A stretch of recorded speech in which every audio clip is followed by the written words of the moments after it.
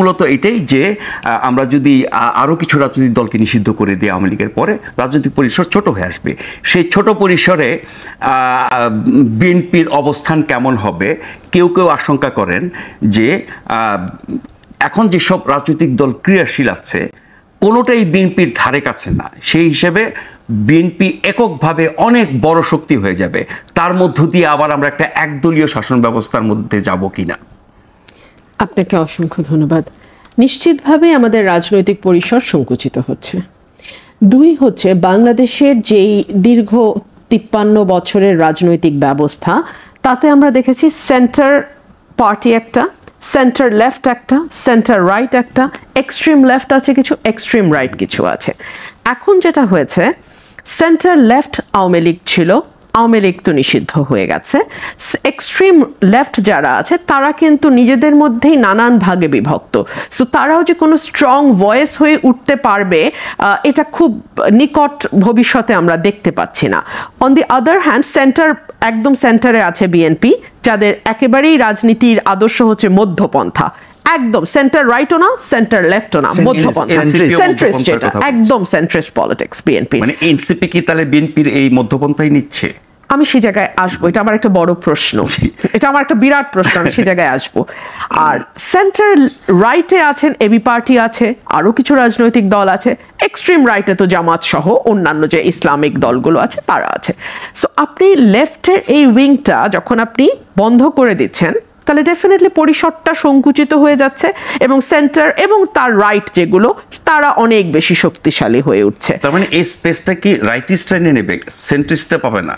সেন্ট্রিস্টরাও পেতে পারে, কিন্তু অনেক অনেক বড় একটা অংশ আসলে কোথাওই যাবে না, তারা নিষ্ক্রিয় হয়ে থাকবে, কিংবা তারা যেটা করবে সেটা রাজনৈতিক পরিসরের জন্য খুব অনুকূল কিছু নয়। দুই হচ্ছে, আপনি রাজনীতিকে কি কখনো নির্বাহী আদেশে কখনো কোথাও বন্ধ করা গেছে? যায় না। বাংলাদেশের ইতিহাসই বলে যে এগুলো টেকে না শেষ বিচারে। বাংলাদেশের ইতিহাস তো অনেক পুরনো, ইতিহাস শুনলে মনে হয় অনেক পুরনো। আপনি 24 সালের অগাস্টের 1 তারিখ না 2 তারিখে জামাত নিষিদ্ধ হয়েছে। Now Jamaat is one of the strongest force in the political arena, এবং চেঞ্জের পরে সবার আগে জামাত দেখেছি। এটা জামাত নিষিদ্ধ থাকা অবস্থায় সরকারের মিটিং, এটা এত এভাবে একটা রাজনৈতিক দলকে আপনি হ্যান্ডেল করতে পারেন না। অন দি আদার হ্যান্ড আপনি চিন্তা করেন মুসলিম লীগ পার্টিটি কিন্তু বিলুপ্ত প্রায়, কিন্তু তাকে তো কোনো নির্বাহী আদেশ, কোনো বিচারিক প্রক্রিয়া কিছুর মধ্যে দিয়ে তাকে যেতে হয় নাই। অটোমেটিক্যালি মানুষের ভাইব বুঝতে না পেরে, মানুষের কাছ থেকে দূরত্ব তৈরি হতে হতে পার্টিটি কিন্তু অটোমেটিক্যালি মৃত প্রায়। সো একটা পলিটিক্যাল পার্টির উত্থান এবং একটা পলিটিক্যাল পার্টির পতন, সেটা দুটোই কিন্তু মানুষ, গণমানুষের সাথে হয়।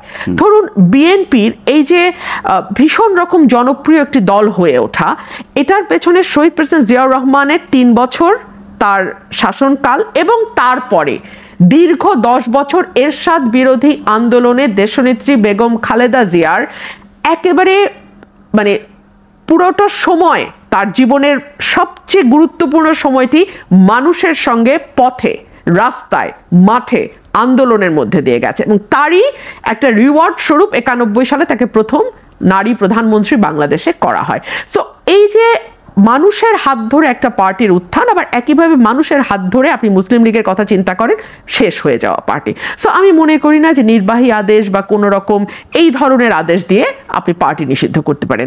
যেটা আপনি করতে পারতেন সেটা হলো বিচার। আপনি আমাকে বলেন তো, এই সরকার এসে ট্রাইব্যুনাল যে দলের বিচার করতে পারে, এটা এই উপদেষ্টা পরিষদ উঠিয়ে দিয়েছিল না? কেন দিয়েছিল? ওরাই তো বাদ দিয়েছিল। কেন বাদ দিয়েছিল? তাহলে আবার এখন কেন চাচ্ছে? মানে এই সরকারের চাপটা, আমি ওই জায়গায় আসছি। এই সরকারের বহুমুখিতা এত যে আমরা বুঝি না। আপনি একটা প্রশ্ন করেছিলেন এনসিপি তো মধ্যপন্থার কথা বলছে। আমি এনসিপির গঠনতন্ত্র তৈরি হয়েছে বলে জানি না, সম্ভবত তাদের এখনো কোনো গঠনতন্ত্র নাই। তারা ঠিক কোন আদর্শের উপর ভিত্তি করে রাজনীতি করতে যাচ্ছে সেটাও কিন্তু আমরা জানি না। আমরা তাদের রাজনীতিটা পুরোটাই দেখেছি আওয়ামী লীগ কেন্দ্রিক। আওয়ামী লীগকে ব্যান করো, আওয়ামী লীগের মানে সব পুরোটাই আওয়ামী লীগ কেন্দ্রিক। এর বাইরে তারা মানুষকে কি দেবে, তারা কি ডেলিভার করবে আমরা জানি না। তাদের দুটো দাবি, একটা হচ্ছে আওয়ামী লীগ নিষিদ্ধ করো, আরেকটা হচ্ছে বিএনপিকে দিয়ে সব সংস্কার, মানে বিএনপি যাতে তারা যা বলবে, মামাবাড়ির যত আবদার আছে বিএনপি সবগুলোর সাথে তাল মিলিয়ে যাবে। এই হচ্ছে তাদের দুটো, মানে এখন পর্যন্ত মেইনলি তাদের এই দুটো জিনিস আমি দেখছি। তো এই দুটো আবদারের মধ্যে তাদের গঠনতন্ত্র কি, আদর্শ কি, তারা কি করতে চায়, তারা মানুষকে কি দেবে, তারা যদি আগামীতে রাষ্ট্র ক্ষমতা আসে। দেখুন নাজমুল ভাই, প্রতিটা দল কিন্তু নির্বাচনে যায় জিতবার জন্যে, হারবার জন্য কোনো দল নির্বাচনে যায় না। সুতরাং প্রতিটি দলের একটা প্ল্যান থাকতে হবে যে আমরা ক্ষমতায় গেলে কি করব। সেরকম কোনো কিছু ডেলিভার কিন্তু এখন পর্যন্ত আমরা এনসিপির কাছ থেকে পাই নাই। সুতরাং এনসিপি যতই নিজেকে মধ্যপন্থা বলুক বা যাই বলুক, আমি আসলে এটা আমি বুঝতে পারি। তারা একটা কথা বলে যে আমূল সংস্কারের মাধ্যমে তারা নতুন রাষ্ট্র কাঠামো তৈরি করে আমূল সংস্কার, নতুন রাজনৈতিক বন্দোবস্ত। হ্যাঁ, সেটা তো নিশ্চয়ই। তারা তাহলে ক্ষমতায় আসতে হবে তো তাদেরকে। তারা যে বন্দোবস্তের কথা বলছে এটা তো তাদের এজেন্ডা। এই এজেন্ডা বাস্তবায়ন তো তারা আরেক দলের উপর ভর করে করতে পারবে না। এই এজেন্ডা তাদেরকেই বাস্তবায়ন করতে হবে, এটা তাদের এজেন্ডা। ফর এক্সাম্পল 31 দফা বিএনপির এজেন্ডা, এখন কি বিএনপি এনসিপি কে বলবে তুমি এগুলা বাস্তবায়ন করো? নিশ্চয়ই। মানে একটা বালখিল্যতার তো একটা সীমা থাকে, তাই না? আমরা যে আলোচনাগুলো করছি আমাদের তো ন্যূনতম জ্ঞানের দরকার নেই, কাণ্ড জ্ঞানটা আছে। তো যদি এইভাবে দেখি, এগুলো বিএনপির কাছে এনসিপির দাবি, যেহেতু বিএনপি ক্ষমতায়, বিএনপি কি এনসিপির মামা? দাবি করতে পারেন আপনারা ক্ষমতায় যাবেন, রাষ্ট্র না, কি করে জানেন আমরা ক্ষমতায় যাব? নির্বাচন হোক। এনসিপি যখন দাবি করে যে একমাত্র তারাই অভ্যুত্থান ঘটিয়েছে, এবং আমাদের সিনিয়র নেতাদের সঙ্গে তারা যে ভাষায় কথা বলে, টকশোগুলো তো আমরাও দেখি যে তারাই নাকি করেছে, তো তাদের তো তাহলে এখন বাংলাদেশের মানুষ যদি আওয়ামী লীগকে রিফিউজ করে, এবং রিফিউজালের প্রধান একটা পক্ষ তো এনসিপি নিজেকে দাবি করে, তাহলে তো তাদের মানে গণজোয়ারে গণভোটে ভেসে 300 আসনের মধ্যে 290টাই পাওয়ার কথা। পাওয়ার পরে তারা এজেন্ডা বাস্তবায়ন করুক। বিএনপি তো তাদের মামা না, খালুও না, তো বিএনপি কেন তাদের এজেন্ডা বাস্তবায়ন করবে? আমরা কাণ্ডজ্ঞান নিয়ে, মানে কাণ্ডজ্ঞানের সাথে কথাটা বলি আর কি। হ্যাঁ, এখন আসেন, মধ্যপন্থা যদি তারা হয়, তাহলে কেন মানুষ দীর্ঘদিন ধরে যে মধ্যপন্থার দলটা জন্ম থেকে শুরু করে আজকে 40 বছর মধ্যপন্থার রাজনীতি করেছে তাকে বাদ দিয়ে এনসিপি কে নেবে? সেটাও একটা আর্গুমেন্ট। ওই যে তারা নতুন রাজনৈতিক বন্দোবস্ত, তা সেই বন্দোবস্তটা কি সেটাও তো পরিষ্কার করে না। করুক, করে যদি তারা মানুষকে কনভিন্স করে, যেটা এতদিন হয় না। যদি আমাকে প্রশ্ন করেন তাহলে তো বড় বিপদ। আপনি 15 মিনিট বলছেন মঞ্জু ভাই, আমি একটা শব্দ, হ্যাঁ, তারা আমাকে হেল্পের দরকার নাই। তাদের সমস্ত দাবি, সমস্ত চাওয়া প্রেমিকার মতন বিএনপির কাছে কেন? তারা নিজের পায়ে দাঁড়িয়ে পলিটিক্স করুক। তারা দাবি করে হাসিনা তারা তাড়িয়েছে, তারা দাবি করে বাংলাদেশের মানুষ হাসিনার দল এবং হাসিনাকে একদম পয়েন্ট ব্ল্যাঙ্ক নো বলেছে। এই দুটো দাবি যদি সত্য হয়ে থাকে, তাহলে তো এই দুটো দাবি দিয়েই তারা 290টা আসন অটোমেটিক্যালি পেয়ে যাওয়া উচিত পপুলার ভোটে, তাই না? আসুক, এসে তারা তাদের এজেন্ডা বাস্তবায়ন করুক। 3 হচ্ছে আওয়ামী লীগের ব্যাপারে। দলটি ক্ষমা চায়নি, দলটি মানবতা বিরোধী অপরাধ করেছে, দলটি একবারের জন্য কোনো রকম কোনো অনুশোচনা দেখায়নি, এবং দলটি প্রধান শেখ হাসিনা পার্শ্ববর্তী দেশে বসে সত্যিকার অর্থেই তার নেতা কর্মীদের উস্কানি দিয়ে পথে নামানোর চেষ্টা করছে। উনি নিরাপদে আছেন, ওনার পরিবার নিরাপদে আছে, ওনার দলের সিনিয়র নেতারা নিরাপদে আছে। উনি শেখ পরিবারের প্রতিটি সদস্যকে বিদেশে পাঠিয়ে দিয়েছেন। একজনই হয়তো ছিলেন, আজকে আমি দেখলাম যে পার্থ ভাইয়ের ওয়াইফকে বিদেশে যেতে দেওয়া হয়নি, সেটাও খুব অদ্ভুত।